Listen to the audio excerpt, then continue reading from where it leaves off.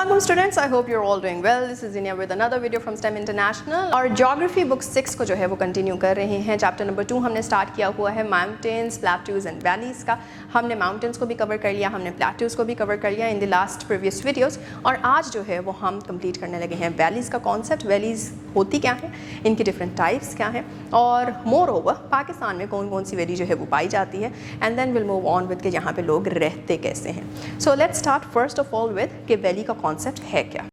सो valleys का introduction कुछ यूँ है कि माउंटेन्स के दरमियान में अगर तो रिवर फ्लो कर रहा होता है, कोई भी वाटर बॉडी जो है वो फ्लो करती है, स्ट्रीम हो वाटर की, तो वो क्या करती है कि वो कट करती जाती है आपके एरिया को या फिर आपके ग्राउंड को, that is between two mountains, और कट करते करते उसको डीपर बनाती जाती है. तो वो जो डीपर पीछे आपके पास जोग्राफिकल फीचर रह जाता है उसको हम वैली कहते हैं. और ये जो वैली है ये दो तरीके की हो सकती है shape wise, that is either V shaped हो सकती है या फिर यू शेप्ड हो सकती है.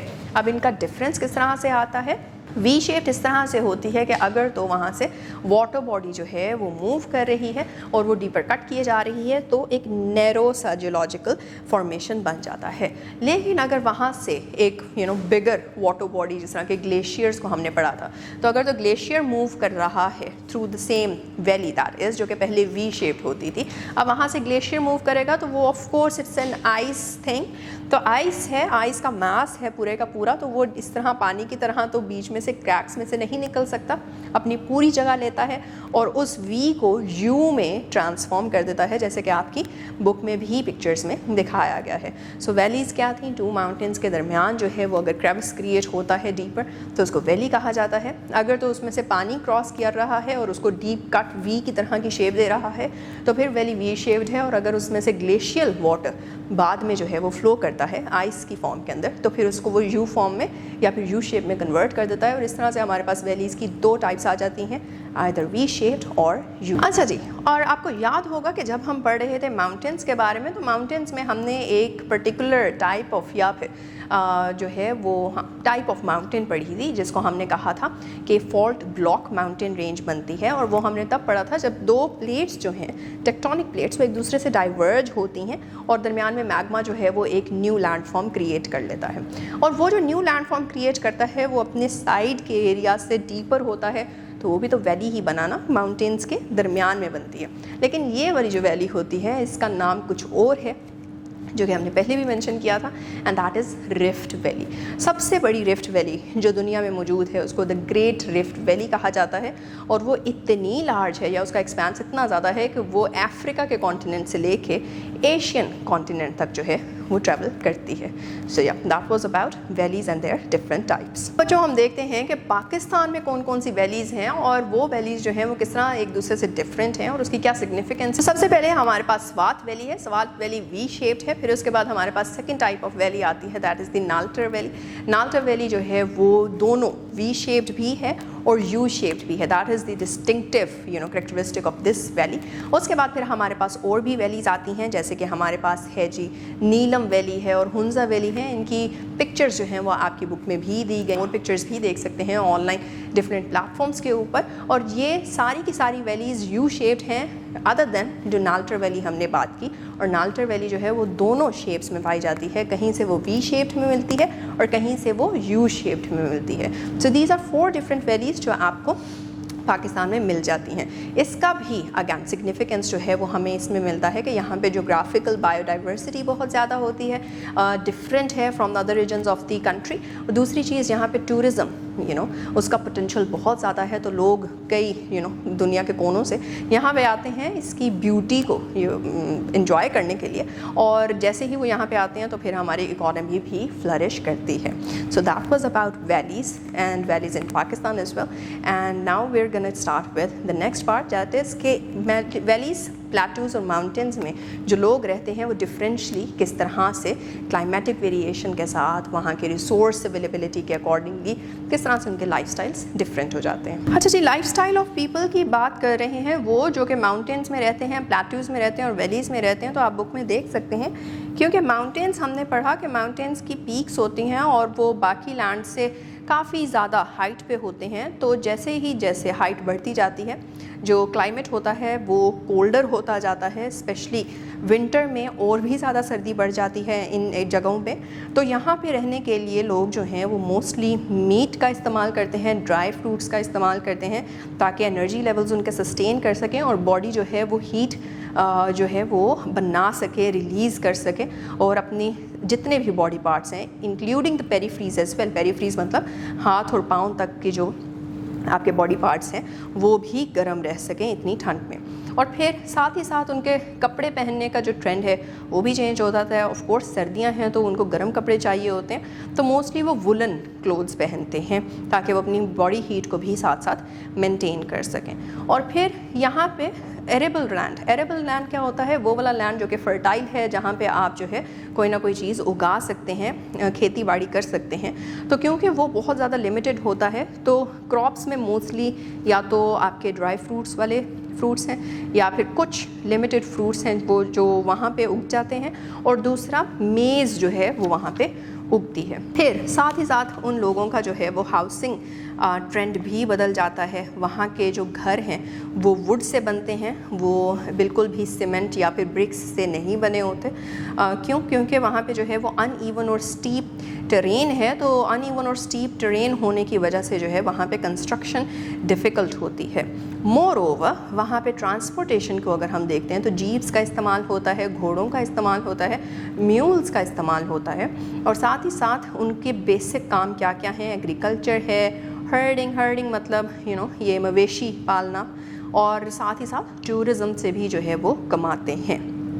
और अगर हम उनके चैलेंजेस की बात करें तो हमें पता है कि विंटर्स हैं और फिर स्लोप्स बहुत ही ज़्यादा टिल्टेड होती हैं, स्टीप होती हैं माउंटेन्स की, तो वहाँ से लैंडस्लाइड्स मतलब पूरा का पूरा लैंड मास कोई टूट के जो है वो माउंटेन से नीचे स्लिप हो जाता है, स्लाइड करता है, नीचे को गिरता है, और जैसे ही वो नीचे इतनी ज़्यादा ग्रेविटी से आएगा तो ऑफ कोर्स उसका इम्पैक्ट भी ज़्यादा होगा और लोगों को जानी ख़तरा हो सकता है। और साथ ही साथ एक और चैलेंज जो उनको फेस करना पड़ता है वो है वहाँ के लिमिटेड रिसोर्सेज, अब चाहे वो इंफ्रास्ट्रक्चर के तौर पे हों या अदरवाइज़ खाने पीने के तौर पे हों, ट्रांसपोर्टेशन के तौर पे हो, तो ये सारे के सारे रिसोर्सेज भी उनका एक्सेस जो है वो जगह जगह पे लिमिट कर देते हैं। फिर हम देखते हैं अपनी अगली पिक्चर 2.10b में, तो हमें वहाँ पे उन लोगों का लाइफस्टाइल नज़र आ रहा है जो कि प्लेट्यूज़ में रहते हैं।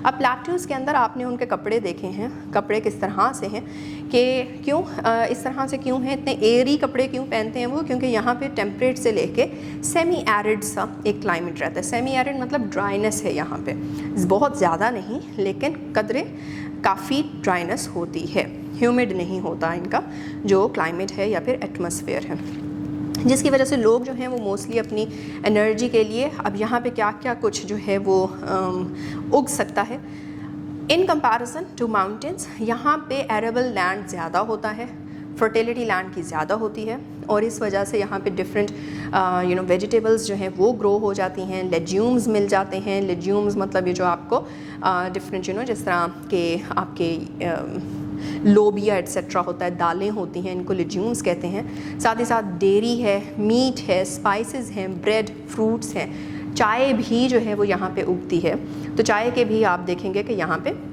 काफ़ी ज़्यादा एज अ क्रॉप पूरी की पूरी उगाई जाती है। और फिर दूसरा यहाँ पे किस तरह के घर होते हैं, लोग जो हैं वो ओपन कोर्टयार्ड्स के जहाँ पे मतलब घरों के अंदर हों तो उसको पसंद करते हैं। क्यों? क्योंकि गर्मी है, मोस्टली ड्राई एरिया है, तो वहाँ पे खुला रहना इज़ समथिंग जो कि ज़्यादा फेवरेबल होता है।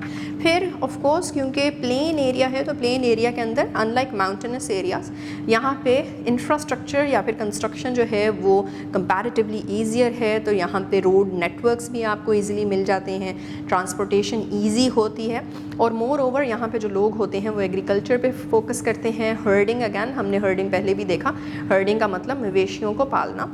और साथ ही साथ यहाँ पे फिर भी कुछ चैलेंजेस होते हैं, और चैलेंज ये है कि गर्मियों में यहाँ पे एक्सट्रीम समर हीट जो है वो हो सकती है, जिसकी वजह से डिहाइड्रेशन है, जिसकी वजह से सन स्ट्रोक्स हैं, सो एंड सो, ये सारी चीज़ें। और आखिरी चीज़ वैलीज़ हैं। वैलीज़ में लोग किस तरह से रहते हैं? वैली के अंदर माइल्डर या वार्मर क्लाइमेट होता है कंपेयर्ड टू माउंटेन्स, और यहाँ पे जो लोग हैं उनकी डाइट भी डाइवर्स है। क्यों? क्योंकि यहाँ पे एग्रीकल्चर बहुत ज़्यादा होता है, कल्टीवेशन जो है वो डिफरेंट टाइप्स की क्रॉप्स उगाने में मदद देती है।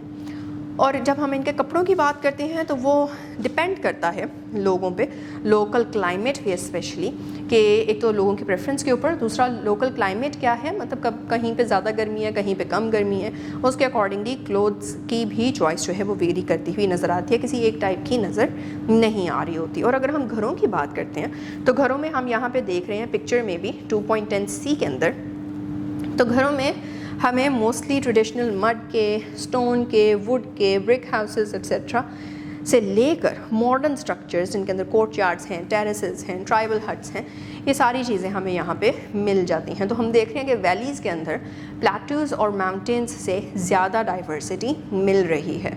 मोर ओवर यहाँ पे जो लाइवलीहुड्स होते हैं, मतलब कमाई के तरीके, वो एग्रीकल्चर के थ्रू होते हैं, फ़िशिंग के थ्रू होते हैं, टूरिज़म के थ्रू होते हैं, लेकिन उसके बावजूद कुछ ना कुछ चैलेंज वहाँ पे रहता है। और वो चैलेंज ये है कि गर्मियों में स्पेशली जो है वो यहाँ पे फ्लड का रिस्क होता है और एक्सपेंशन की जगह भी जो है वो कम होती है। एक्सपेंशन की जगह क्यों कम होती है? क्योंकि वैली है, तो वैली आइदर वी शेप्ड है या यू शेप्ड है, तो उसके पास एक सर्टन एरिया ही है जिससे बाहर जो है वो नहीं जा सकते, क्योंकि उसके साइड्स के ऊपर स्टीपर स्लोप्स आ जाएंगी। Alright students, so with that we move on to the next subtopic of this chapter, and that is कि Himalayas are still growing। कैसे? क्योंकि हमने पढ़ा था प्लेट टेक्टोनिक्स के अंदर कि जब दो प्लेट्स जो हैं वो आपस में टकरा रही हैं तो they are still pushing on each other, और जैसे ही वो पुश कर रही हैं एक दूसरे को कंटिन्यूसली, तो ऑफ कोर्स फोल्ड माउंटेन्स जो हैं हिमालयाज जिसके अंदर आते हैं वो बढ़ते जाते हैं। तो एवरी ईयर और थ्रू सेंचुरीज और सो ये वाला प्रोसेस जो है वो हिमालयाज की हाइट को बढ़ाता जाता है थोड़ा थोड़ा करके। So that is why Himalayas range is still growing today. And the last topic that we are going to cover for this chapter is importance of Himalayas. So importance of Himalayas भी similar वही है जो कि हमने every mountain range की importance पढ़ी। इसको एक दफ़ा दोबारा देख लेते हैं। Number 1 would be कि हिमालयाज़ के अंदर बायोडाइवर्सिटी है, डिफरेंट टाइप्स ऑफ जो हैं वो आपको एनिमल्स मिल जाते हैं और उनकी सिग्निफिकेंस है जिसको हम बिल्कुल भी निगेट नहीं कर सकते। The second thing is tourism वाला पार्ट। टूरिज़म से इकोनॉमी बूस्ट होती है, इकोनॉमी हमारे नेशन के लिए या नेशन की प्रॉस्परस फ्यूचर के लिए इम्पॉर्टेंट होता है। More over climatic regulation, again Himalayan range जो है वो हमें किस चीज़ से बचा रही है, जैसे हमने पहले भी मेंशन किया था, साइबेरियन जो हवाएं हैं, ठंडी यख हवाएं हैं, उनको रोक लेती है और उसकी वजह से हम जो है वो 4 मुख्तलिफ़ किस्म के जो सीजन्स हैं उनको एंजॉय कर पाते हैं। और यहाँ पे लाइफस्टाइल की वेरिएशन भी आपको पाकिस्तान में बहुत ज़्यादा मिलती है।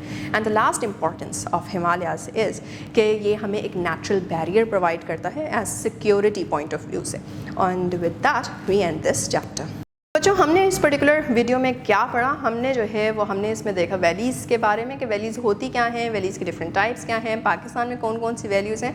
मोर ओवर फिर उसके बाद हम ये पढ़ रहे थे कि माउंटेन्स में रहने वाले लोग प्लेट्यू में रहने वाले लोगों से किस तरह डिफरेंट होते हैं, उनका रहन सहन किस तरह से डिफरेंट है, उनका ओढ़ना पहनना कैसे डिफरेंट है, और ऐसे ही वैलीज़ में जो लोग रहते हैं उनका रहना सहना, ओढ़ना पहनना और कमाई के तरीके जो हैं वो माउंटेन में रहने वाले या फिर प्लेट्यू में रहने वाले लोगों से किस तरह मुख्तलिफ होता है और क्यों मुख्तलिफ होता है। And then last 2 very important things जो हमने कवर की, उसमें नंबर 1 ये है कि हिमालयाज़ अभी भी जो है वो बढ़ते जा रहे हैं इन हाइट। क्यों बढ़ रहे हैं उसकी वजह हमने देखी, और आखिरी चीज़ जो हमने कवर की दैट इज़ कि हिमालयाज़ की इंपॉर्टेंस पाकिस्तान के लिए क्या है। And with that we are ending this chapter. Meet you in the next video with the exercise. So till then take care. अल्लाह हाफ़िज़।